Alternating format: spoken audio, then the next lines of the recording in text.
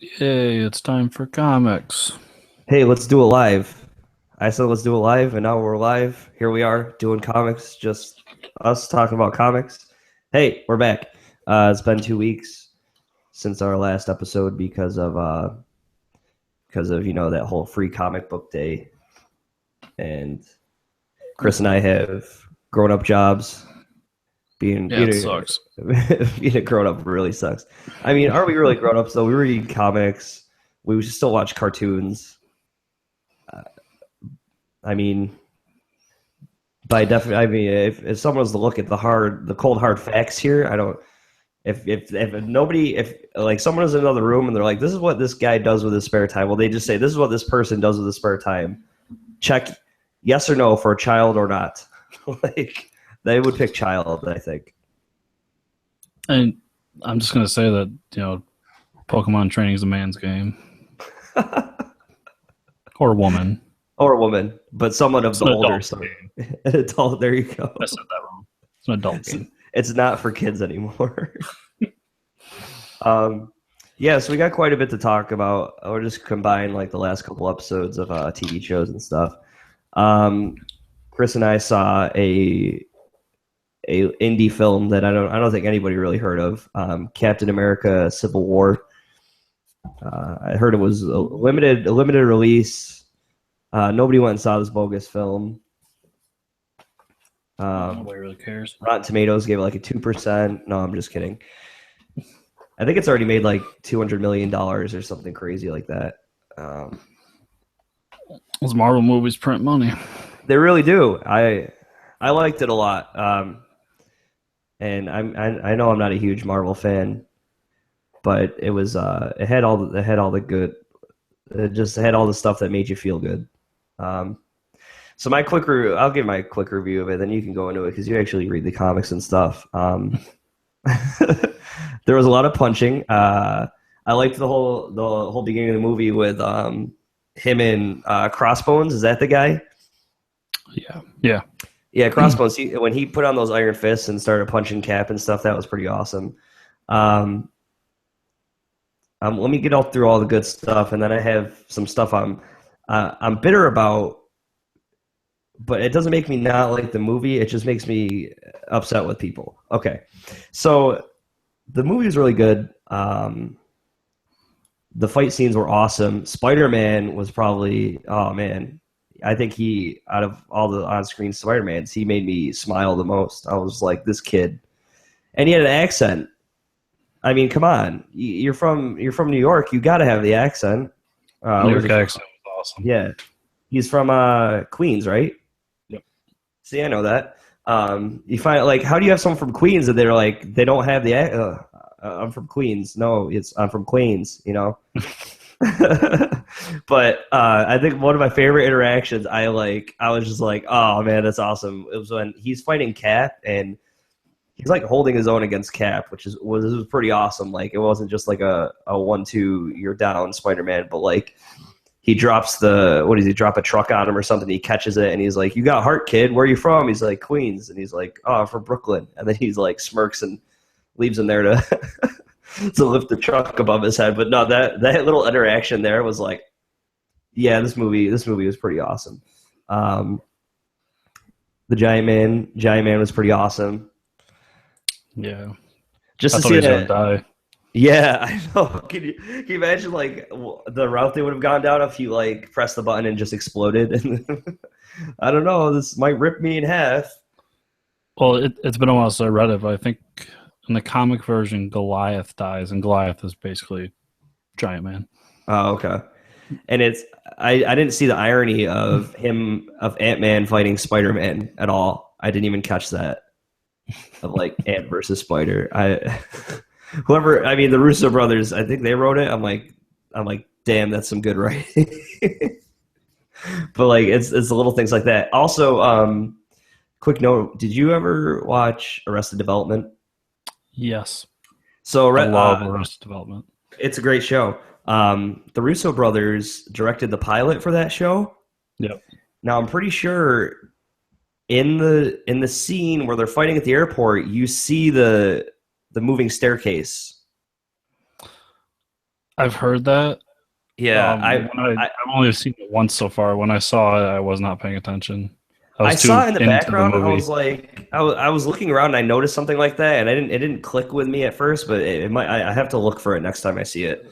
There's definitely a stair car, but like I don't know if it's the Bluth one because I mean Yeah, that would be at yeah, every airport, yeah. or at least that kind of area.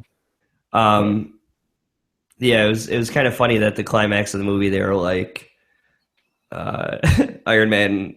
eh, Instead of like Batman versus Superman, they become friends over their moms. Iron Man's just like, he killed my mom, and then they just start fighting. Like, still, it all comes down to the power of love for your mother. Like, yeah, nothing trumps that. um, okay, it was awesome. Black Panther was, dude. I can't wait for the Black Panther movie now. yeah. That was awesome. Just his motivation. He's just like, I'm sick of you guys coming to my country and just messing shit up all the time. Like, we're just trying to make peace here, and you guys got to mess all this shit up. And then he's like, okay, maybe I'll go to this one political meeting. And even his father is like, this isn't like you to sit around for these political gatherings. He's like, yeah, well, maybe I'll change. And then the dad dies, an explosion, and the pissed off hero is born. It always starts with the parent dying. Um, okay, so when we got out of the movie, we didn't go see it together, but when I got out with my friends, we decided to look at the movie like what we complain about if it was like directed by Zack Snyder instead of so like I mean obviously I like the movie, it was really great, but just to take a moment to step back and like what do you think people would say coming out of the movie if it was like at the end it was like directed by Zack Snyder, but it was directed by the Russo brothers. Everybody's like, yes, very good writing, awesome. But if you come out of the movie, it's directed by Zack Snyder. I found some things that I think people would complain about. Okay, so here's one of them. Okay. Um, Aunt May being like a hot cougar. Okay, I feel like Zack Snyder would if this was a Zack Snyder film, they would be like, oh, Zack Snyder changed the making Aunt May all hot and stuff. But like since it's Marvel, people just glaze over it. They're just like, okay, hold I on. disagree with you there. Okay, hold on. The beginning of the movie, you almost miss it because it's like the happy-go-lucky movement of a Marvel movie where like, yeah, Cap is fighting the bad guys. I'm going to have to go back and watch this again, but Falcon has these little missiles he shoots out of his back. Mhm. And not only does he kill the perpetrators, but he sets them on fire. Like, he doesn't just kill them like, oh, I shoot you guys in the head and put you out of misery. He sets them ablaze. Like, he leaves them there. They're burning alive. Like, he kills them. Like, he sets them on fire. And then, Marvel hasn't been afraid to kill people in their movies. but they don't. The way they do it though is so it's you don't even catch it to where like this movie's too dark for me. It's like like here's like all this nice stuff happening, all these bright colors. Then there's people getting burned alive, but you hardly even notice it. Like I didn't even care. But it's like people aren't talking about it because there was no focus on it. But I was like, holy shit, Falcon just burned a couple guys alive. Like they had families. It's like they got burned. Terrorists. Yeah, it's true. It is true, but like still burning someone alive is kind of messed up. Um, I actually want to go back and watch Captain America: First Avenger yeah, and count how many people he slaughters in that movie. yeah. They're like, I guess people just accept it more because he's not. I don't know. He's he's the American dream, and he's killing people. The excuse for that movie was that it's wartime, and they're not going to get away without killing somebody in World War II. Hey man, Batman versus Superman. It was war in Gotham. There's casualties. All right, but I was just trying to look at it as if it was like directed by Zack Snyder and think like I feel I know there's people shit on this all the time. They say DC just got to get their act together, but I feel like there's still some bias there of just how Marvel does everything, and everybody's so used to it that they'll go on board even though like they're being more critical about DC. I think the problem that you're not seeing is that you're nitpicking little things in a movie as opposed to giant problems in Batman v Superman. Yeah, well, I'm still saying I loved Yeah. Civil War. I So still, I'm just saying that yeah, there are issues in there's issues in any movie, yeah. let alone a Marvel movie. But as a whole, the movie's great. So we let the little things slide. It was kind of like pretty close to the plot of Batman vs Superman, where you have this, these two big powers and this third party making them fight each other, and then they have to like resolve their issues involving mothers. And I actually think that this movie proved my point about Batman v Superman, that it should have been a movie that happened later, yeah, because would have this helped movie more really weight. proves that they earned this movie. Like, this movie cannot happen without 12 movies before it. It Yeah. doesn't have the same impact. Yep. Um, Okay, what's your review? Let's hear it. I really liked it. Personally, it's still not my favorite Marvel movie. I think Winter Soldier will always be my favorite. Yeah, dude, Winter Soldier was just like that. Um, The ship scene on that movie. It was just like, this is where shit is going down. You know what I mean? It's just so good.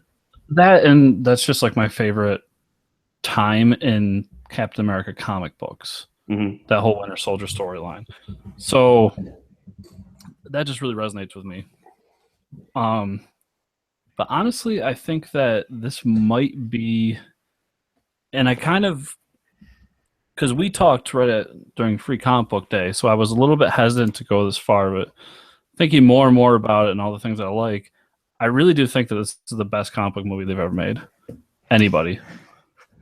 Yeah, I mean, the dialogue was there. The big action scenes with everybody fighting each other was there. It was all there. Yeah, everything was there. Everything was done well. But my big thing there is what I was saying earlier. Like, they really earned this movie, and this movie doesn't happen without continuity. And I think that's really something at the core of comic book culture that is misrepresented. And now I think that people can start to get it once they really realize that this movie is great because of the 12 other that came before it. Because one of the reasons I love comics is continuity. Yep. Among other things, but I mean, that's one of the things that really appeals to me. Yeah, after Convergence, we don't really talk about DC's continuity anymore. We kind of just I think that's one of my big complaints about DC is their continuity is all fucked. Don't even get me started on Hawkman. I couldn't even tell you his origin anymore. It's like, well, I loved when they started, because when they started New 52, I started to get heavier into DC. yeah, and I remember talking with people that were hardcore into DC that were just, Hawkman being the example. It's like, so when does Hawkman take place? Yeah, I think it's during Brightest Day, but I don't really know. It's hard to tell. What do you mean it's hard to tell? Like, it should all be taking place at the same time, leading up to. Yeah. It's That being said, there was a lot of great, Aquaman being one of them. Yeah, that Jeff Johns Aquaman run, Throne of Atlantis, amazing. Yeah, so it was a really good movie. I got to see the trailer for Doctor Strange in IMAX, which was like, holy shit, this looks like Inception, but it's awesome. I can't wait for Doctor Strange. Yeah, just Benedict Cumberbatch is awesome. I'll go see anything with him. Yeah. And yeah, I think those. I feel like the after credit scenes weren't that great for this movie though. The mid credit scene I really liked. I can't. What was that one again? Oh, where they're locking him up. Yeah, where they're putting him back in cryo. I almost thought it was like at first I was like, this is kind of a cop out, but then I'm like, honestly, this is the only thing that they could do without killing him that would make Tony trust Cap again. Well, that and it creates a relationship between Cap and Black Panther that would lead me to believe that Black Panther can be a part of the next Avengers movie. Oh, another thing that I forgot to mention, like the whole scene at the end where Cap drops the shield and basically gives it back and then sends the phone to Tony, like, that's huge ramifications for Cap as a character. Like, who does he become after this? Does he go back to being Cap during Avengers? You know, what happens there? And the other end credit scene might not resonate very well with you, not being a Marvel fan. I mean, I kind of figured that Spider-Man was coming back. Yeah, but the spider signal is something that they've never touched in any of the movies. And it's kind of something cheesy from the 60s and 70s as they did, but it's like cheesy in a good way. Oh, okay. So it's kind of just one more layer on that, like, this we do it right, and we're going to make sure that the Spider-Man solo movie is done right. Yeah, that plus the interaction with him and Tony was just awesome. That whole scene with Tony and Aunt May. Yeah, dude. And Peter. Spider-Man's interaction with everybody was just like, it was great. I still think my favorite interactions throughout the movie were actually Bucky and Falcon. Oh my god, yeah, I forgot. Like where the head nod. Yeah, is like my favorite scene in the whole movie, and it's so simple. Where he finally kisses Sharon Carter. Yeah, and they're just watching. Like. And then after they're fighting Spider-Man and they're just lying on the ground, he just looks at him and just goes, "You couldn't have done that earlier." He's like, "I hate you." Those two have such a good repertoire back and forth. Like they should I thought they were great. With those guys, like buddy cop style. I would so watch that. I didn't really care for Falcon at first, but this movie really made me like Falcon a lot. I don't know. He just, as a character, he just wasn't there for me. But now I saw his interaction with other people. I really liked it. I also liked. They were always a step behind with Falcon in the movie. Ant-Man interacting with everyone is pretty great too. Yeah. That movie was so good. Yeah, I'll probably end up going to see it again. Yeah, so that was great. Now, the next one we have in line is what? X-Men Apocalypse? Yes. July? I think. When's Suicide Squad? Is that August? Yep. So yeah, it's got to be. And I saw some initial. Well, I didn't read the reviews, but I saw some like initial articles about it saying like it's full of comic book goodness. So I don't know. I mean, the initial trailer, obviously, there was that whole issue online. But ever since then, it seems like every trailer has been on par. Like, it looks really good. The issue of, like, he looks like Ivan Ooze or Jennifer Lawrence is the main character. No, the Ivan Ooze. The Jennifer Lawrence thing, like, I get it. She's, but worth it's like, millions. But it's like you read the X-Men and you still won't give Cyclops the limelight. Like, come on. Like, give him a shot. I'm a bona fide X-Men hater in terms of the comics. So I really don't care. The only thing I've read was Cyclops, all new X-Men. Anyways. Yeah. I liked Grant Morrison's all new X-Men run though, just because it's like I hardly ever understand what's going on, but it's crazy all at the same time, and it's Grant Morrison. They kind of tease that the Wolverine though in the newest trailer. It's like, in case you weren't going to see this movie because Wolverine's not in it, here you go. Like, I feel like that was so not needed if they just kept it under wraps. Yeah, I wish they did. Especially if it ends up being Weapon X Wolverine. Yeah, or he just doesn't give a shit. It'd be a big deal. Okay, so this week was really good for me. And the maybe handful of Booster Gold fans out there.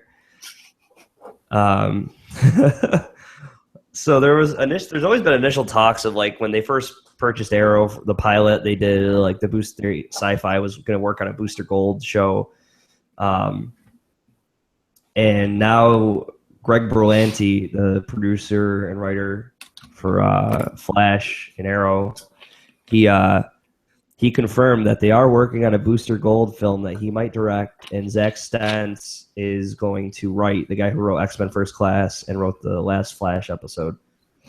Great writer. Dude, are you kidding me? And it's going to be like maybe a Booster Gold Blue Beetle buddy cop film? Oh, dude, come on. That's all I want. I'd go see that. I'm not gonna lie. That is like, if you give me Booster Gold and Blue Beetle, you can't, and they make it right, you can't be like, DC is too dark for me, man. I can't. no, there's no way in hell if they do it right, the Booster Gold Blue Beetle movie can be bad. Or, I mean, be like dark and gritty. Oh yeah, but it depends where it falls in continuity.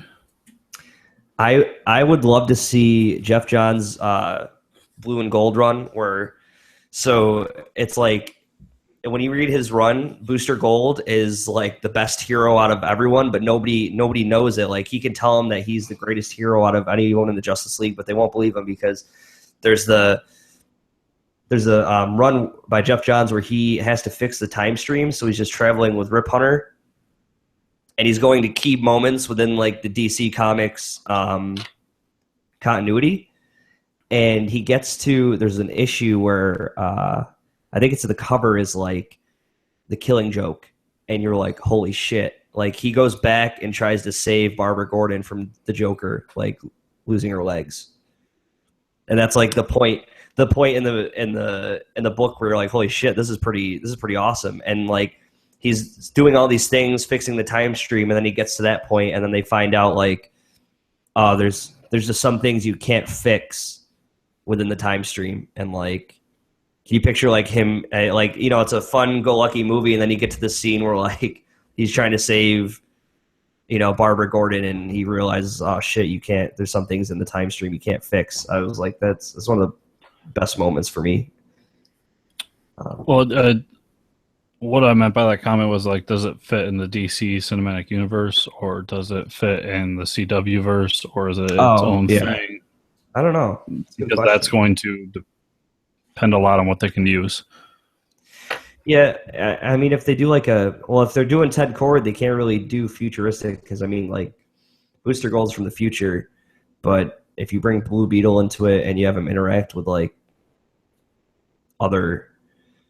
I'm sure they'll have to do his origin because nobody knows who the hell Booster Gold is. So, I mean, if they do he's a security guard from the future. They could, but like if Greg Berlanti's directing it and you have Zach Stentz writing it, there's gonna be so many like comic book Easter eggs in it. Like when he steals a suit from the museum that he works at in the future, like they can have so much stuff on display, like because it's like, you know, centuries ahead of time. So you could have like Batman's suit in a case. You could have Wonder Woman stuff. Man, I'm just getting so excited right now about this movie.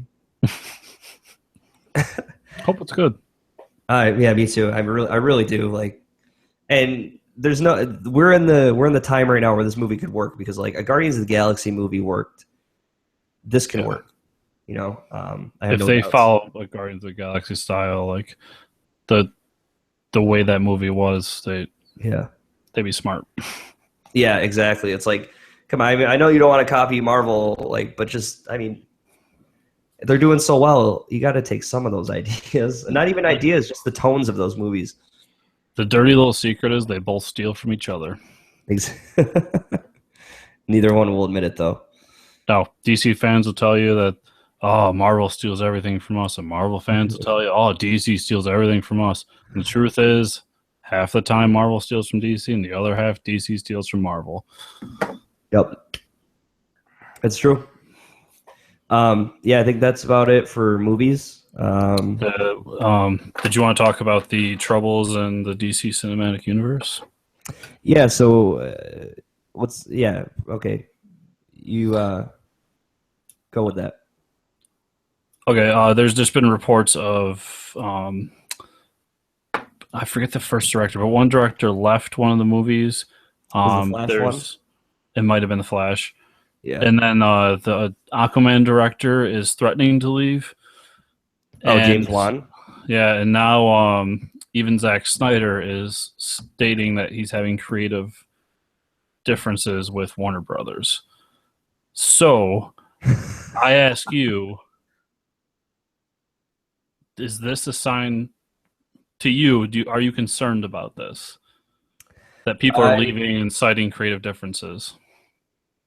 Okay. The James Wan thing doesn't really surprise me because what I had heard about because James Wan, I mean, he did the last Fast and the Furious, which was, if you're a Fast and the Furious fan, I think it was good. I mean, I enjoyed it, but I don't really, I go into those movies with like, I watch those movies like I watch Is Final he the one doing Destination. Star Trek? No. Okay. That's the first or second Fast and the Furious director. James Okay. Wan did he usually did horror movies, so he did The Conjuring, he did Insidious 1 and 2, I think. Okay. But so yeah, so when I read an interview with him where he was like, "Oh yeah, I can't wait to explore the ocean and all the darkness of the ocean and the creatures and like of the deep." And I'm thinking like, dude, don't make Aquaman a horror movie, please.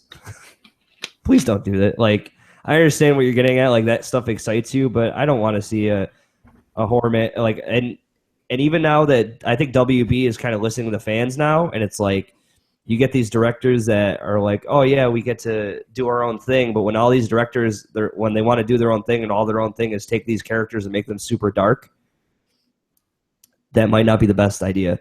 And I think it's more of like Zack Snyder's like, I made this movie for the fans, and Zack Snyder can tell himself that as many times as he wants that he made the movie for the fans, and I'll agree with him. Like he tried, but I think that he shouldn't be doing the Justice League movie. Like get Ben Affleck in there or something. Zack Snyder, I bet you he did do it for the fans, but and I'm not a Zack Snyder hater. I actually like a lot of his movies. Yeah, I'm not trying to hate on the guy, but I just think he needs to work within limitations. His three best movies that I've seen, there might be someone missing, but being Dawn of the Dead, Watchmen, 300. Would you agree? Yeah. Okay. All movies that he had a very strict story to follow. Yeah. So he was able to do his thing, and because he's really good at getting a good performance and shooting great action scenes. Mm-hmm. But he had a story already there that he had to follow. As soon as he left that comfort zone, and good on him for trying things. Yeah. But that's when things started to go downhill for him, and his last few movies have been kind of clunkers. The biggest issue with Sucker Punch and Batman v Superman is that the story just isn't there, and that it's very convoluted, and so he just needs someone. He needs a story supervisor on set to tell him, no, this is what you're shooting, this is what you're doing, this is the story. I honestly wish they would just get George Miller in there for the Justice League movie. Yeah, and so I asked you that question so I could answer it.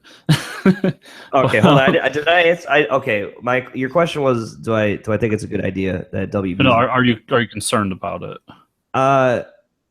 No, because I'm glad. It seems like it's this whole thing with Batman vs Superman, how it wasn't completely well received by everybody. Is now Warner Brothers is getting their shit together to where like maybe we can't just let these directors with big names do their own thing. Maybe we need some guidance like Kevin Feige over at Marvel. Like maybe we need somebody keeping all this shit together because we could have a bunch of really good movies or they're just going to not be really good movies because none of them really fit well together. You can't just get a really good director with comic book source material and make a good movie. Unless it's Suicide Squad. That's what they look like they did there. And but like I don't think that's you get good. Lucky once in a while.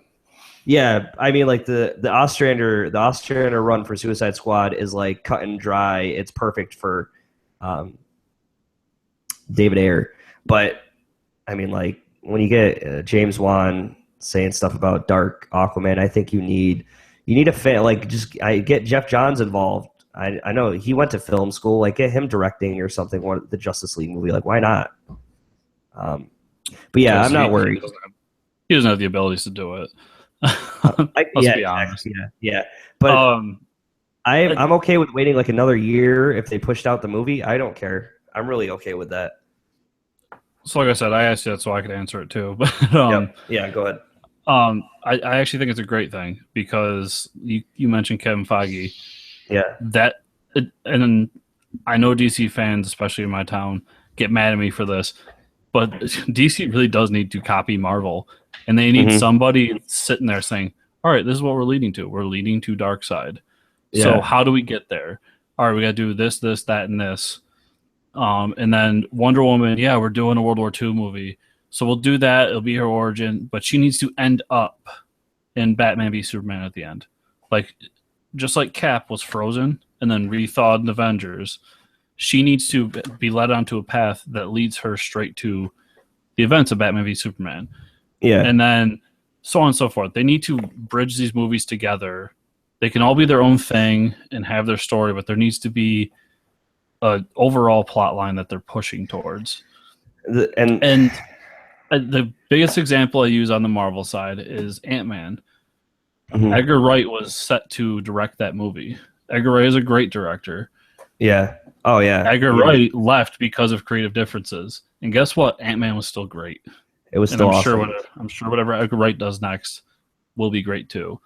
Yeah, just sometimes these when you're trying to please the fans more than like you get a good director, but you're not going into these movies to make like Academy Award winning, No. roles or anything. You're going to make comic book movies. And to be honest, they went to the two wrong people to really head start their universe. I know everyone loves the Dark Knight trilogy, but Christopher Nolan doesn't know comics. Yeah. And he was very good at what he did. And what he did was take a surreal idea and try to make a realistic movie. Mhm. And Yeah, I mean everybody agrees that his Batman would not fit well in the DC universe. yeah. Um, And Zack Snyder, as I said, like a big thing that he's not great at is a cohesive story that keeps you interested. So these two people together were probably the wrong crew to say these are the people that are going to push us in the future of the DC universe. yeah, and I read an article today about Zack Snyder had spoiled some stuff about the Justice League movie, to where the fact that they're like, I forgot what they asked him. I think it was Variety. Someone asked him, or Collider, about this rumor they heard, and he kind of like spilled the beans that the beginning of the Justice League movie is going to start with like a long time ago, Darkseid shows up on Earth, and Steppenwolf is going to be the villain for Justice League Part 1.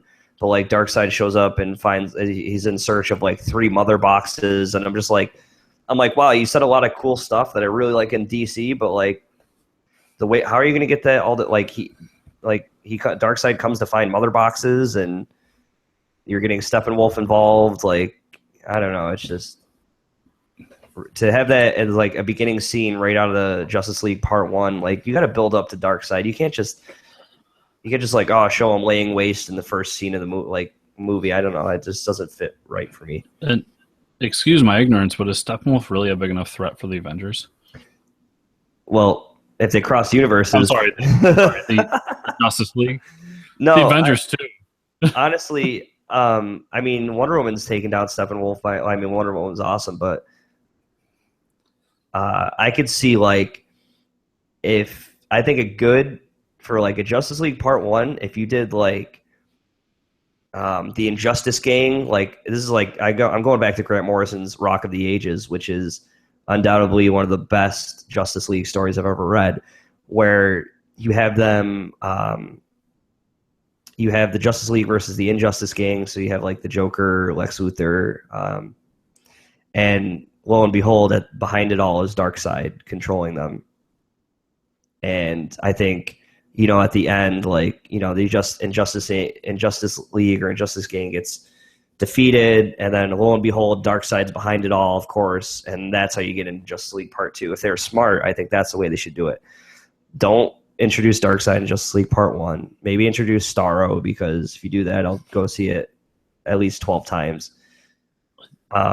It could be a steaming pile of crap, and I will see it 12 times if Starro is in it. Yeah, exactly. But no, I really don't think Steppenwolf is the good route to go. I mean, yeah, if you include like all of the Furies of Apocalypse, I think if you want to get into the whole thing that like even Marvel pulled their Inhumans movie, because I don't think like it might be too much to go the extra route and start doing like the New Gods and have like their own movie with Orion and stuff. Like, maybe you wait a long time down the road, but to just start off with Steppenwolf like that, you need something.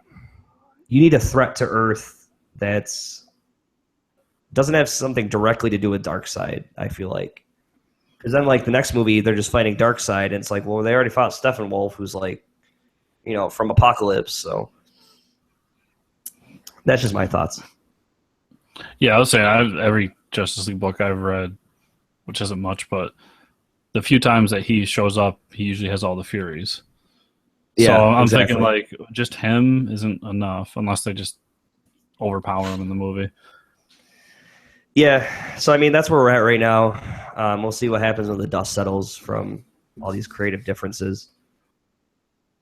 Hey, and if it makes changes for the better, I could really care less. At least I know that the fans have been loud enough to where WB has heard it, and they know they need to do something. So the fact that they heard it, that a couple weeks later they were already announcing a Batman solo movie written by Jeff Johns and Ben Affleck, directed by Ben Affleck, like holy shit! Like that's how much they care about the fans. The fact that like, wow, we know you guys really love Ben Affleck and Jeff Johns, so they're going to do a Batman movie for you. And they know cash cow when they see one. Yeah, that's really. I mean, that's something I think we can all get behind. It's not going to be bad. Even if they write in Crazy Quilt, it's going to be awesome. Oh my god, please write in. It's Jeff Johns. He might write in Crazy Quilt. Okay, so yeah, that's where we're at with DC Cinematic Universe. That's all we can really speculate on right now. I don't want to think about it too much because then I'll start getting upset, thinking like, oh, what if they ruin it? But overall, Batman vs Superman could have been a lot worse. That's what I say to myself. Yeah, not to get back into it, but like I said, it's not a bad movie. It's just not a good movie. Yep. All right, so TV shows. On a lighter note, let's talk about The Flash. Last couple episodes of Flash. All right, I'll sit back. Yeah. So Chris is a little behind, but so 2 episodes ago we have Zoom. Zoom wants the Flash's speed still, so he decides, hey, I'm going to run on the cosmic treadmill, or he gives him his speed, but they're trying to get Barry's speed back. So they get him. I forgot what they do to try to like bombard him with. Oh, they try to reenact the particle accelerator again. So they strap Barry in. They hit him with all the chemicals that they start injecting him. Whoa. They tried to restart the particle accelerator. Yeah, so they like contain them in this air. They contain the particle accelerator in their smaller area, and they get Cisco Ramon up on the roof with a weather wizard's wand to get a lightning storm, and then they inject him with the chemicals, which kind of bothered me because he doesn't inject the chemicals. He's just near the chemicals when it happens. So is this how Cisco becomes whatever that Vibe? No, he's been Vibe. Like kind of second half of this season, he's starting to develop his powers as Vibe, but what happens is at the end of that episode, Barry just gets like disintegrated, and as one does. Yeah, and you can tell he's one with the Speed Force now, and Jesse Quick and Wally West are together, and they both get like slammed by the Speed Force and knocked out, and that's how the episode ends. Cut to the last episode, directed by Kevin Smith, written by Zach Stentz for X-Men First Class, and now the Booster Gold movie, was awesome. It was like Barry was trapped in the Speed Force, and the Speed Force was like sentient to him, telling him that it basically convincing him that he needed to let go of his mother's death, that it wasn't his fault, that he shouldn't feel shitty for leaving his mom there to die and saving himself. So he comes to terms to accept that, and he gets the Speed Force back. And meanwhile, one of the villains from, I think, season 1, pretty sure season 1, comes back as a zombie because like the particle accelerator hit, and there's a morgue in Star Labs in the basement, and like the previous Reverse Flash was like dissecting metahumans and shit. It got really dark for a second. Like Cisco just kind of waves on like, oh yeah, there's a morgue down here. It's Do you remember what the name of the supervillain was? No, it's the guy who can turn metal like Colossus. Oh, Girder. Yeah, that guy. And that guy was dumb. Yeah, he comes back as a zombie though. So like, the particle accelerator obviously only brings back him. Yeah, so he's a metal zombie. What's more terrifying than that? So, last second, Barry comes back and saves them. But it ends with Zoom, like, gathering all the metahumans to one area, like all the evil metahumans. And there's just like the ending scene is like straight from reminded me of like a panel from Justice Society or something, where they're all chanting like our world, and you just get this glimpse of all these different people in costume. There's like 30 people and they're all wearing costumes. And Jason Mewes is in that scene. Yeah, he's in that scene. He's this guy with like a gun and he's wearing like a mask, but you can't really, they're not really famous supervillains. They're just people dressed up like weird. But one of them looks like the Monocle. And one of them looks like there's a villain called the Monocle. yeah, there's a villain called the Monocle, and he didn't make the stupid villains this week. He might make the stupid villains one week, but guess what his powers are? Does he have like a really awesome monocle? Yeah, he has different monocles that shoot different lasers at people. But get this. The monocle's powers, he doesn't need to wear the monocle to use it. Like, he could just press buttons on him and shoot him like laser guns, but he decides to wear the monocle. That is my new favorite character. Yeah, you have to look at it. Everyone else has to go look up the monocle. But hold on, I guess, and then we see Livewire too, which, well, she looks like Livewire, but I mean, whether or not they actually show those villains in the next episode, who knows? They might just show a few of them. You still can't get over the monocle. I don't think I ever will. Does he have a top hat? Yeah, I think he does. Like a nice tuxedo.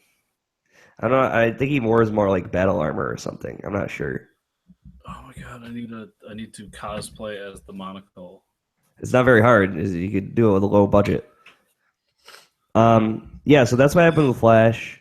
Gotham this week. Dude, Gotham the last 2 episodes. I am so loving Gotham right now. They're just like doing so many comic book references, and they're just throwing it all at you. The last 2 episodes, so listening to their fans. Yeah, I know, really. Like, I kept saying, like, I'll watch this. Just put someone in a costume. Like, that's what I've been saying about Agents of S.H.I.E.L.D. Give me a cape, give me a costume. Boy, did they do that with Azrael. They gave him a friggin' costume. The second to last episode, he's just running around murdering people as Azrael. And there's a scene where the cops show up, and Jim Gordon and Bullock are like, what is that? And he's like lurking in the shadows, and all the cops roll up on him, and he starts like scaling the wall, and they're trying to shoot at him, and they can't hit him. And it's like, dude, this is like a scene out of Batman. Like, this is amazing. And like, he's just climbing up the wall, and his cape is like flowing. It's awesome. But so the episode kind of ends where he goes. They made a Hugo Strange made a replica sword for him for the episode, but he goes to hit someone who's holding like a lead pipe, and the sword breaks, which is pretty awesome, and then he finds out it's a replica sword. So like the next episode, he's on the hunt for the actual sword of Saint Dumas. So like it's buried with one of the relatives. So the end scene is like him versus Jim Gordon. But we also get this awesome last episode. We get this awesome fight scene between friggin' Alfred and Azrael. Like, dude, it was awesome. Azrael shows up to Wayne Manor, and Alfred's just like, oh, what you doing here, mate? And he's just like, he tries shooting him and shit, and he's wearing body armor. So then they get in a sword fight. Like, Alfred's got this like old school rapier that he's just like fighting Azrael. Dude, it was so cool. But the episode ends with we get another shot of Firefly, and she's actually in her like comic book costume, and she's full on evil now. Like, Hugo Strange keeps that's how they're doing the birth of all these villains, is he's doing testing on people and like rewriting their consciousness to like make them crazy. There's also a reference to Mad Hatter, and I think it was the second to last episode, because the way they birthed Azrael, because I guess saying that some guy's 200 years old and been around forever is kind of difficult for them. So they he read the Order of Saint Dumas, is like, I'm going to upload this this mindset to this guy and make him think he's Azrael. Well, then he's flipping through another book, and he's like, maybe this one will work too. I'm going to use this on someone, and it was Alice in Wonderland. He was reading like, oh shit, he's going to upload the Mad Hatter to someone. It was pretty awesome. And I think next week's episode, we're getting Clayface finally. Yeah, dude. So yeah, that's all you needed. Now you're on board, right? I mean, I watched the first season. It's great. Clayface is my favorite Batman. Dude, we're finally gonna get an on-screen Clayface. I fucking love Clayface. If they do the thing where he's addicted to the cream, like in Batman animated series. Like, oh, that was so great. Yeah. Dude, I am trying Detective Comics just because Clayface is on the team. Oh, really? Yeah. Like, the rest of it sounds stupid to me, but if that first book is good, I'm on board. I forgot we talked about that. Yeah. Yeah. Yes, that's really good. I can't get enough of that show. And I just read today that Supergirl is going over to the CW, which, I mean, I'm not upset about it. It makes sense. Yeah, better fit over there. Now we're just going to get more crossovers, which, dude, can you ever complain about more crossover? Those are my favorite episodes, are the crossover episodes. So, and plenty of angsty teenage. It's like cue the Dawson's Creek music. Oh, if I was Berlanti, I'd do it just once. Dude, just once. Arrow is just losing me. Like even this week, I'm just like they keep repeating that plot where it's like, the supervillain destroyed, some type of earth-shattering event where they destroy a country we've never heard of or a town we've never heard of. It's like, what do we do? I'm just like, dude, I cannot get on board with this. You shoot them with a goddamn arrow is what you do. Yeah, it's just I don't know. Legends of Tomorrow has been pretty good. That's always good. But we find out that the Time Masters are actually working with Vandal Savage. Dun dun dun. So we'll see what happens there. I think that's on. Yeah, it's on tonight. So we'll find out more about that. Hey, Mike. Yeah. I watched a TV show. What'd you watch? Yeah, now that I'm done talking about TV shows, let's hear what you watched. Silicon Valley. Oh yeah, okay. You get to talk about it because let me sit back now while you talk about this. Okay, go. Yeah, on after the Game of Thrones. Oh, I didn't talk about Game of Thrones, but okay, go. Really good. It's just a workplace comedy made by Mike Judge, the king of workplace comedies. Mm-hmm. But it's all based around this company that comes up with this algorithm in the middle of Silicon Valley and how you take that and make a business out of it. It's really funny. It's I forget, I'm bad with actors' names, but the guy who plays the bartender in Deadpool, he's in it. Yeah, he's like my favorite part of the entire show because he's just such a dick. It's really good. It's 3 episodes in now. If you have HBO Go, it's worth watching. The first season is so good. Like the last episode of the first season is probably one of my favorite single episodes of all time. And if you watch it, you'll understand why, knowing me. But this season's been really good so far. They've gotten into the whole facet of they are a business now and going through the struggles of that. Yeah, what that entails. Yeah. That's pretty cool. Great show. Okay, so you glanced over that, the Game of Thrones. Holy shit, I can't believe I almost forgot about Game of Thrones. You don't watch Game of Thrones anymore. That's right. You stopped watching. White Walker showed up yet? No. Okay, I'm not watching it. Okay, so I did call this amongst my friends. We had a discussion of when do you think Jon Snow, if he does get revived, when do you think they'll address this issue, address Jon Snow being dead? I said within the first couple episodes. Boom. Second episode, they perform this ritual on Jon Snow. He's laying there. Everybody leaves the room. Boom, he's back alive again. Is he a White Walker? No, he's alive though. He's okay. I don't care. His full mind is there. But then we get to see Bran is with the Crow guy, and they keep going. They keep going backwards in time, where they're watching his dad growing up, and the Crow guy is played by what's his name, Max von Sydow. That was at the beginning of Star Wars. Do you remember the old guy? That was like, he was talking about Princess Leia. He's like, to me, she's royalty or whatever. That guy. Yeah, he had the map to Skywalker. Yeah, he's a phenomenal actor. But him and Bran doesn't have his legs, so they're just traveling back in time. And there's this really awesome scene last episode where you see his dad, and he's got, I forgot who's with him, but they go to these knights, and one of the knights they mention is supposed to be like the best swordsman in all the land. So like they're trying to rescue his Stark sister, and they obviously get in a fight, and there's like 6 of them and only 2 of these knights, and they kill one of the 2 knights, and the other knight, the best swordsman guy, draws 2 swords. He's dual wielding swords, and he's just taking on 6 guys at once, and he kills like all of them except Stark. And he comes up on him, and he's about to kill him, and his friend comes up behind him and like stabs him in the back, or one of the guys that you thought was dead. So they like cheap shot him and kill him. But it was just an awesome fight scene. And that's all I'm really in it for, is the fight scenes. But it reminded me of like when they're flaying around with the 2 swords. It just reminded me of Dark Souls. That I loved it. All I want to see is White Walkers and magic. When those come into the show, dude, I will start watching again. You mean like the zombie White Walkers? Yes. Yeah, that was last season, man. Yeah, they're in. There was a huge battle with them.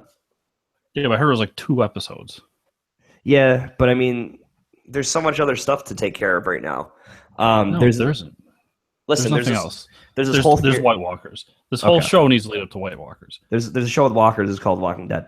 Yeah, but then I don't get to see a dragon fight a zombie. That's true. There's this whole theory that, so everybody thinks that the Hound is dead, and there's the Sparrows have taken over where Cersei is the queen, and she's kind of lost her power, or she was the queen. She's not the queen anymore, but she has Zombie Mountain killing people for her. Because there's someone called Cersei in this show. Yeah, Cersei Lannister. What? That's one of the characters. Did you not know that? Did you ever see the episode of South Park, the 300 episode? Yeah, I don't remember it though. It's a long time ago. I'm pretty sure that character is called Cersei too. Oh. And they scissor. That's great. Oh my god. Oh yeah, now I remember that episode. That's all you had to say. Scissor me timbers. Yeah. But anyways, so she makes the Zombie Mountain. She basically is going to be on trial because this crazy religious guy, the High Sparrow, is taking over the city, and they're just like, everybody, just people. Yeah, everybody needs to pay for their sins, and they're just killing people. Well, she needs to still go on trial, okay? And she brings up trial by combat, and so she has the Zombie Mountain, right? And he's just going around killing people for her that are bad talking her as she used to be the queen. She still thinks she's the queen. Is this the person called like the guy, the mountain? Yeah, he comes back. These like dark magic on him to bring him back. So he's kind of just like a mindless zombie. I just got really happy at the thought of a giant zombie. Dude, and he's wearing like this gold armor. It's awesome. But she mentioned something last episode about trial by combat. Well, in the books, there's this guy who is digging graves for the Sparrows, and though you don't really know that the Hound is dead, this guy, there's like talks of him being alive still because like someone might have taken his armor and they've seen his armor. Well, apparently they get this guy who just digs graves all day to fight for them, and so like the trial by combat is Zombie Mountain versus like the zombie Hound. Well, if he came back, I don't know, partly dead, but we're gonna. That's all I want. If they do this in the show, it'd be the best scene ever. Just the Mountain versus the Hound again. That's all I really want. Sounds like my old days of playing Magic the Gathering. Yeah, I mean, talking about it now, it kind of sounds ridiculous when you say it out loud, but there's just so much going on in the show. It's like there's so many different storylines. But yeah, the last 2 episodes have been amazing. One of these days I'll watch it again. Yeah, it's probably best to binge all at once. So, are you done with Game of Thrones? Yeah, I think I'm done now. I think I'm done talking about shows. I had my moment. There was a announcement made, and it's, I don't want to, understate it, but it could be the greatest announcement of all time. Mm-hmm. That Robot Chicken is doing a Walking Dead special. The Robot Chicken Walking Dead special. that's going to sound in the intro, but that's pretty awesome. I love Robot Chicken. I love the Robot Chicken DC specials. They're so good. Yeah, they're fantastic. The way they just shit on Aquaman the whole time. Like, come on, guys. Like, jeez. Oh, it's so good. It's great. So the idea of them doing it with Walking Dead makes me very happy. The scene where Aquaman's hitting on a dolphin. Oh, my God. I love it. I love it. Not to mention the Robot Chicken Star Wars trilogy is really good too. Dude, all those parodies are so good. They were supposed to do another DC one, I thought. I had heard about it, but I don't think they had announced it a while back. I don't know. It was like a multiverse thing, right? Because they did the villains one, and then I thought it was going to be something with like the multi. That would have been awesome. It'd be fantastic. But dude, Walking Dead. Oh, it's going to be so good. There's just going to be, there's going to be a scene of like Glenn getting his head bashed in for like 5 minutes straight. They're just going to show Negan smashing his head in. Like, something's going to jump out of his skull. Yeah, speaking of that, hey, do you want to talk about that Negan origin really quick? Oh, I knew I forgot to read something. Oh, you didn't read it? No, we'll save it for next week. Okay. Did you read The Walking Dead last week? Yes, and also we can skip Negan, but I did read the web comic. Oh yeah, we can talk about. Okay, so for those of you that don't know, there was I'm sure if you're into the Walking Dead comic, you know that there was a comic written by Brian K. Vaughan, released online. Yeah, what a hack! That you could pay whatever you wanted for it. I paid $0 because I'm a scumbag, and I downloaded it and read it. I guess you're a scumbag. Usually some of the comics I want to try out, I'll just torrent, but I don't really do that anymore. I just buy trades because I have a real job now.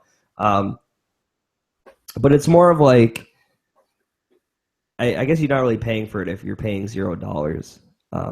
So I downloaded a comic, and the twist at the end of it was there's this guy, and spoilers, but there's this guy that, yeah, we already said we're not going to say spoilers anymore. I don't know why I said that. We spoiled so much shit this episode that it's like, and we never even said it. We got to figure out a way to do that in the beginning of the show. Like, hey guys, we're spoiling shit. Hey guys, we're spoiling shit, and this is the comic news. So like, if you don't want us to spoil shit, well, go home. Figure that out when I'm sleeping someday. It'll be a lot better PSA than that. But anyways, so we find out there's this guy that dies, and he ends up being Rick's brother, and there's this girl with, I think is the best character origin ever. She used to be a curator at a museum, so now she's wearing like knight's armor and has like a halberd that she's killing zombies with on a motorcycle. Dude, Brian K. Vaughan, yes. So that character has to end up in the show core book, right? Oh, or the core book, yeah. I was thinking the show.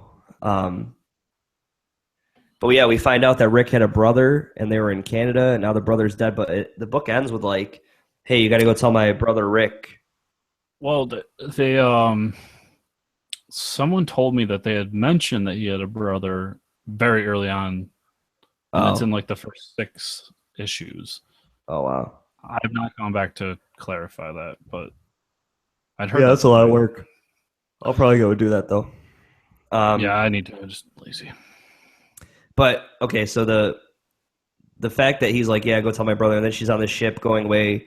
It's like, wait, so I have Rick as a first name, and I don't know where I'm going within the U.S. to. Like the chance of her finding Rick are like 0 to none, but you know it's going to end up happening because comic book logic. Yeah, it's gonna happen just to create drama in some way. Yeah, but it was actually really good, and Brian K. Vaughan should write everything. So talking, or I guess we're into comics now. So talking about comics, what was your favorite comic last week? Was it last week or? I guess we could go over the last couple weeks because like last week for me it was like The Walking Dead came out. The week before that was Batman. I'm trying to remember exactly what came out last week.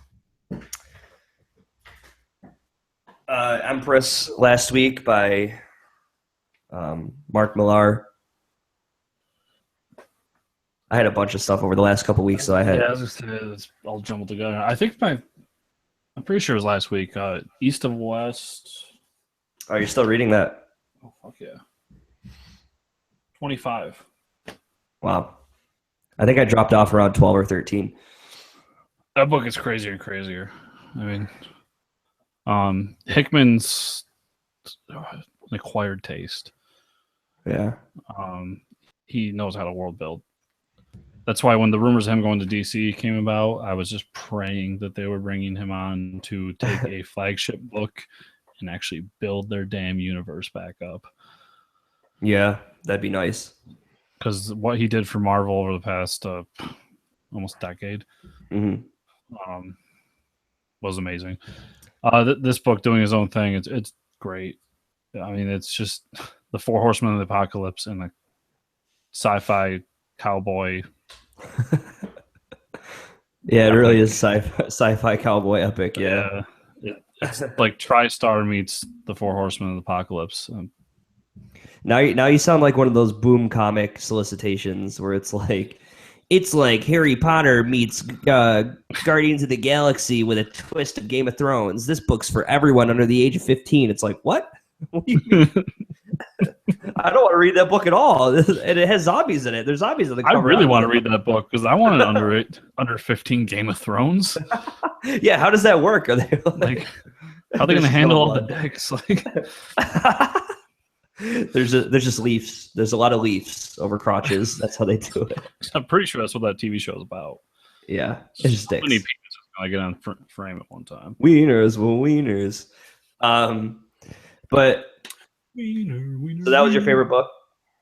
Yeah. For me, it was Batman 51, and then last week was Walking Dead. But just because we get to see more Negan, because after that last episode of Walking Dead, I love Negan so much. Yeah. Negan's awesome. Negan was great. Batman 51, I agree with too. 2 weeks ago, that was my favorite. Batman was like the perfect ending. We came full circle. It was just him doing his Batman thing. It was just that issue is just Batman. That's it. That's all it was. There wasn't this deeper meaning to it. It was just Batman. That issue was Snyder's love letter to the fans. Yep. Because the entire time it was just him saying, like, thank you for letting me do this. Yeah. Thanks, guys. All right. Thanks. And it's so, I mean, it's lame to say, but it's a very touching issue. Like, yeah. I'm not going to lie. I was crying. I got welled up reading it. I couldn't believe that a comic book could do that. Yeah. Speaking of bawling my eyes out in a comic book, Saga that week, dude. Oh, yeah. So speaking of Brian K. Vaughan, this guy really knows, especially with Y the Last Man. I think I cried like a baby in parts of Y the Last Man. I won't spoil it for anyone who's never read Y the Last Man because it's amazing. Brian K. Vaughan knows how to tug on my heartstrings. But there was a scene. The first trade is still sitting over there waiting to be read. That I bought over a year ago. Yeah, you should definitely read that. We'll talk about it. There's a scene where the father and daughter finally get reunited, and it's been like, I don't know how many issues it's been, dude. Like 10 issues, I think. Been more than that. It's been over a year, I think, where they've been in the storyline that he hasn't seen his daughter, and they finally get reunited. I think it's been 2 years worth of stories now. Fuck, that's crazy, dude. And I was like, holy, like we've not only like Brian K. Vaughan brought us along on this journey with this family to get reunited, and it's like he puts you right there, and just the art, the art of Fiona Staples with his writing just really, it makes the best medium for the story. And I was like, because I think I read Saga first, and then I read Batman. So I was like, wow, nothing is gonna top. I'm like, nothing's gonna top this for like making me sad. And then I read Batman, and I was like, oh man, Greg and Scott are leaving. Oh shit. So yeah, it was definitely a tearjerker of a week for us. Are you gonna get is it? Yeah, are you getting this week's Batman? Yeah, but we'll talk about it when we have what we're looking forward to next week. I'm actually not looking forward to Batman next week the most. Well, yeah. I'm with you on because it's James Tynion the fourth. I'm literally only buying it because I'm just like, well, it's the last issue of this series. Yeah, exactly. Get it and finish the run. Ideally, the last issue for me was 51. This, where Greg Capullo, they tease you because he's only doing the cover art, and James Tynion is doing the writing. The guy who really screwed everybody over with Batman Eternal. Yeah. So, okay, but before we get to what we're excited for next week, let's talk about a really shitty comic book villain, Chris. Oh, yeah. Yeah, we almost forgot about our favorite segment. Dude. This is my new favorite segment. We had a lot of fun talking about Crazy Quilt last episode. And now we're going to talk about I brought this up in the comic book shop because I was actually in Rochester. Nobody would believe me that this character existed. It was a DC I wanted to believe you. I had to pull up proof that this comic book character existed. He goes by none other than Hemogoblin. And if you're wondering if that's a play on words, it is, because hemoglobin, yeah, I'm going to say it wrong, is in your blood. And what do vampires do, Chris? Suck blood and be sparkly? Exactly. The sparkly thing's kind of new. But so this guy, Hemogoblin, he was a vampire created, I think it was in the 80s? 70s, but he was created to help a white supremacist group eliminate non-whites. And if you're thinking to yourself, what are non-whites? In that era, it was just blacks. He was eliminating black people. 1988. Which is even more ingenious about this, that they were that. Yeah, he infected members of the New Guardians with HIV. And HIV, kids, is the virus that causes AIDS, which is why you should always use a condom. Always practice safe sex. This isn't a shameless plug for safe sex, though. This is actually a villain in the 80s called Hemogoblin who would bite people that were not white and give them AIDS. If he didn't suck you dry and kill you that way, he gave you AIDS, which is like, I don't know what's worse, man. You're already bit by a vampire to begin with. The fact that you're telling your friends, yo, man, I survived this vampire attack. Yeah? And you're like, yeah, but I've been feeling really shitty lately. It's like, oh, it's because you have AIDS. I don't. My favorite part of this segment is reading the Wikipedias. Yeah. Okay. It's simple, but I love it. It just says marital status, single. Because we need to know that, right? And I'm not in any way, shape, or form laughing at HIV or AIDS because it is a problem. But we're laughing at the ridiculousness of this character that was created. Because can you imagine this happening nowadays? This would never happen. See, that's the problem. Is I'm a huge fan of dark humor and inappropriate humor. Yeah, I grew up in the wrong time. yeah. It's just unusual features, vampiric physiology, whatever that means. So let's go over his powers real quick. Okay. Vampirism. I mean, well, I think that's just being a vampire, right? Yeah, that makes sense. Yeah, I mean, he's got the ability to turn people into strong-willed vampires that rebel against their masters. I don't know what that means, but I guess vampires have masters, and I don't know. I don't watch that sparkly shit. He's kind of overpowered as villains go, though, like immortality and vulnerability Yeah. as any vampire has. Enhanced senses, regeneration, superhuman strength. Here's where I don't understand. Psycho psychokinesis? Yeah. Am I saying that right? Yep. So he can communicate telepathically and mind control people. Yep. Not to mention he has hypnosis and transformation. Like this dude is OP. I know he really is. Oh my god! I need to. My new goal in life is to find every appearance of Hemogoblin. New Guardians #1, September 1988. I'm actually, I think he dies in that issue because there's no appearance for his death. But Yeah, he is a white male. Surprise, surprise. His alignment is bad. He has no alias. He is just Hemogoblin. I love it. I love it so much. Yeah. So that's where we are for Shitty Villain of the Week. So we've done 2 DC ones. I think this week it's my goal to find a shitty Marvel villain. Yeah, that's what that's what I figured. I had to bring this up because we were talking about him the other day and how ridiculous he is. I already know who we're doing because he's It's my probably- favorite shitty Marvel villain. Yeah, it's the spot. We all know it's the spot. Spoiler alert! Damn. Yeah. We don't spoil shit on this show. Yeah, we never spoil anything. Yeah, so that was Hemogoblin. And I love him almost as much as I love the monocle. yeah, we're gonna have to do the monocle too. Maybe we'll do a quick blurb about him next episode. Okay, so what are you looking forward to next week, comic wise? I didn't really find a whole lot of comic news. Not really any big announcements. It's kind of like the calm before the storm of DC Rebirth. We're just kind of waiting for that. Not to mention, it's in San Diego, right around the corner. That's true. We're going to see a lot of. Oh, before I have something that really upset me the other day. So I'm probably going to New York Comic Con again for the 3rd year in a row, and I want to sign up for the newsletter because I'm trying to get all the notifications of when tickets are going on sale. So when you have to sign up for your email to get this newsletter, they have you check like, what are you going to New York Comic Con for? Like, what are your interests? Okay.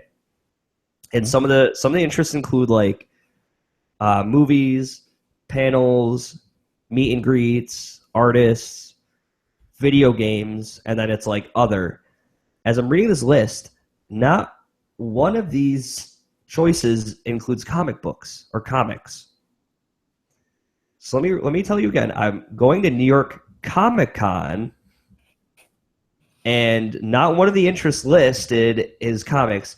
The fact that I had to check other because I'm going to New York Comic Con for comics, I think they're phasing them out, man. I'm not like, oh, comics are phasing out in general. Like, to go to New York, we already said this before, New York Comic Con is not the place to go to finger through like back issues or trades on sale. Like, we go to smaller cons for that, but still, just the fact that they're not even, what are you coming here? It's definitely not for comics because we won't even put that as a choice.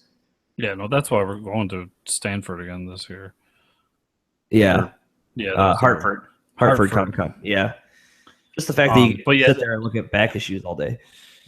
Yeah, and the artists alone make it worth it. Yeah. New York and San Diego have always been not always, but in recent history have become multimedia. It's kind of sad, but at the same time, the movies and more movies, but the movies and video games are so big now that they justify that is pretty cool. Yeah. Oh, yeah, I see where you're coming from, though. I was just like, really? I got to check other. And it's the reason I started going to New York Comic Con in the first place is I read comics.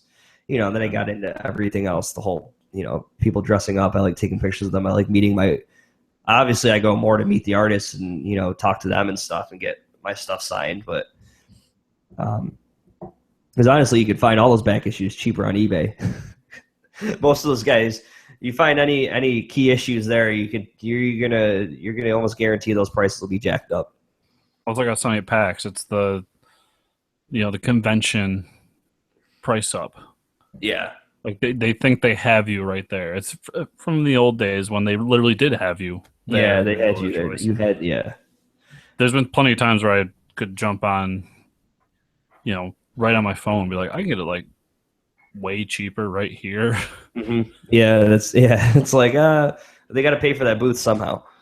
I mean, if it's a couple dollar difference, I'll buy it off the guy in front of me. But like when you're talking, it's overpriced by like 10, 15, $20.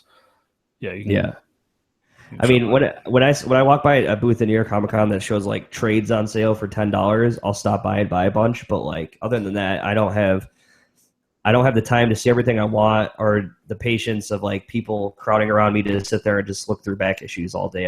I can't do it there. It's just too many people. That's why I like the smaller ones like Hartford. Yeah. I honestly think that Hartford was like the perfect size. Yeah, it really was. Yeah, so okay, after my little rant there, what are you looking forward to next week as comic book wise? Looking through the list, and it's an okay week. Yeah, nothing too crazy. I could have swore the issue of Darth Vader already came out though. For some reason, I'm still reading Earth 2 Society. Yeah, I picked up the first trade of that and I haven't read it yet because I'm just like, It's not good. yeah. I'm still reading it, so what the hell do I know? Um, new issue of Faster Than Light, Jupiter Circle, Green Lantern Corps, Edge of Oblivion. I'm gonna have to go with Archie. Just because of the Mark Waid Fiona Staples. Well, Fiona Staples is off the book now, but I mean Oh that book's been great ever since they rebooted it. Mark Waid can just write anything. Yeah. Oh, Conclusion to Batman TMNT is coming out too. Oh yeah, the team up, that's pretty cool. Yeah. But yeah, I'll go with that. I'm looking forward to Jupiter Circle because they keep teasing you with all those things at the end of the Image comics where, dude, Frank Quitely's art, oh man. I don't even care what they're saying half the time. Just Frank Quitely's art is just fantastic. I will own a piece of original Frank Quitely art before I'm off this earth. I can't wait for Jupiter's Legacy to start up. Jupiter Circle. So Jupiter Circle is the... Oh, wait. Yeah, this is Jupiter's Legacy. I'm sorry. Yeah, I got them all mixed up. Jupiter Circle Volume 2, Number 6 comes out this week. Jupiter's Legacy is still a month or two away. Yeah. I like Jupiter Circle, but I'm really excited for Jupiter's Legacy. I like Jupiter Circle, too. I think it's really good. Yeah, I really like the art. The art in Jupiter's Circle kind of reminds me of the guy who did Justice League Final Frontier, Darwin Cook. He's got like that pop art, which is like perfect for 50s, 60s. For that. Yeah, that 50s, 60s era has that really nice pop art, and it's awesome. There's a book coming out called The Badger. I don't know what that is, but now I'm interested. It piqued my interest. I wish I had jumped on Southern Bastards when the book first started. Yeah, I have issue 1, and I think I had the first couple issues, and it was pretty good. I dropped off. It's one of those Image books where I'm just gonna buy the trade and read through it. I actually bought a couple trades last week that I have a stack of trades that I need to get through now. Like Earth 2 Society is on the bottom of it because like I just keep pushing that one further and further down. But you should see my stack of trades. Tokyo Ghost by Remender, who does Black Science. Rick Remender, who does Black Science, and the artist is Sean Murphy. Did that book, The Wake, with Scott Snyder. Oh man, I'm killing it with the names right now. Wow. Whew. I swear I'm not even looking at the books right now. I didn't even brush up on my names before. I'm getting good at this. I actually bought another book because I read Scott Kurtz, who did Table Titans, that we saw at PAX East. Oh yeah. I picked up the first volume of his book, PvP Online, that he has, that webcomic series. I picked the first volume up of that. It's pretty short, so I might just power through that. And I still have Batman Europa by Jim Lee and Brian Azzarello. The book's good, but it's not what you expect out of a Batman book. Is the art fantastic? Well, the artist changes every issue. Oh man, I was roped into the whole Jim Lee thing. That's how they wrote me into. It's not. There's Those one issue that I really didn't like the art. Other than that, I thought the art was really good. sons of bitches. But it's an interesting story. I'll give you that. Hey, did you read Dark Knight Master Race yet? I haven't read it. I'm waiting for the hardcover to come out. I think it comes out next week. Was that last week? Yeah, I think it was last week.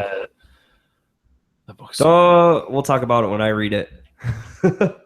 So Batman and Robin, Joker decide to become friends.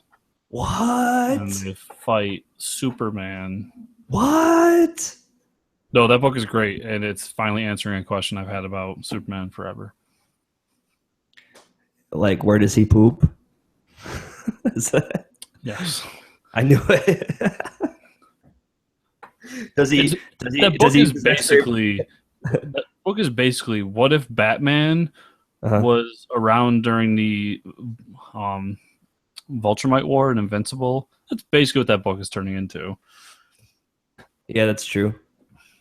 And I love it. Yeah, the Vulturite War. That is the best part of Invincible, hands down. That's another book came out recently. There's been a lot of good books recently. They're just all jumbling together for me. They went back to the original artist on Invincible. While next week is Grizzly Shark as well by Ryan Otley, but they switched the original artist on Invincible, which the original art on Invincible I hate. And this issue, I hated I couldn't. Oh, dude, Mark's face, like, dude, you can't even draw Mark Grayson. Like, what are you doing? He invented Mark Grayson. I know, but Ryan Otley's just he's my dude.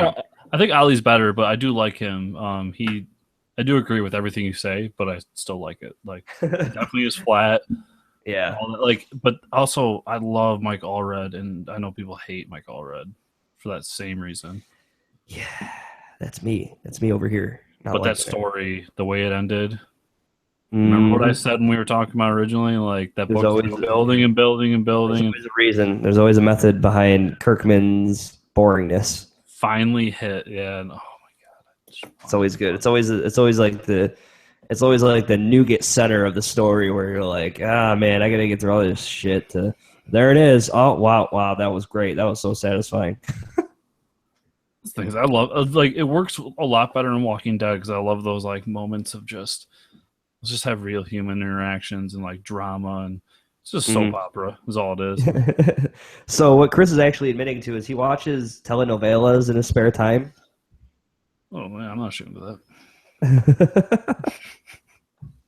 But yeah, that's another podcast for another time. We actually have a telenovelas podcast. No, I'm just kidding. There probably is one out there though. If you really are interested in that type of things, you could just search hard enough on the internet, you'll find it eventually.